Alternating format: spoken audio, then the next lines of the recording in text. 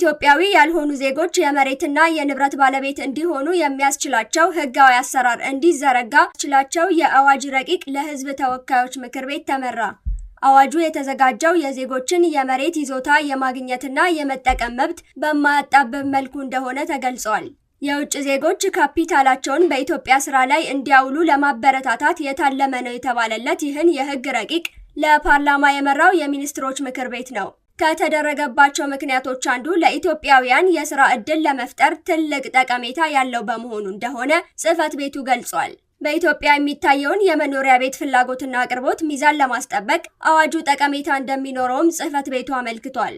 የአዋጅ ረቂቁ የቤት ልማትና ተደራሽነትን ይበልጥ ለማነቃቃት የሚያስችል መሆኑም በጠቅላይ ሚኒስትር ጽህፈት ቤት መግለጫ ላይ ተጠቅሷል።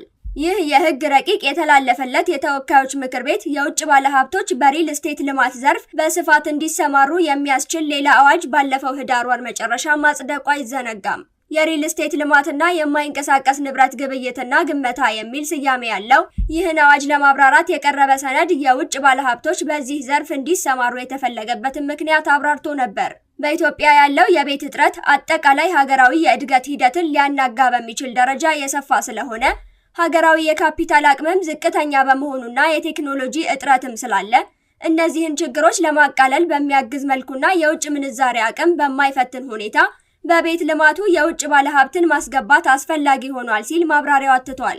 የውጭ ሀገር ሰዎች በኢትዮጵያ የንብረት ባለቤት እንዲሆኑ የሚያስችላቸው ህግ እየተዘጋጀ መሆኑ የተገለጸው ከ1 ዓመት በፊት ነው። በመጋቢት 2016 ዓ.ም በነበረ አንድ መርሃ ግብር ላይ ባደረጉት ንግግር ይህን ይፋ ያደረጉት ጠቅላይ ሚኒስትር አብይ አህመድ ነበሩ።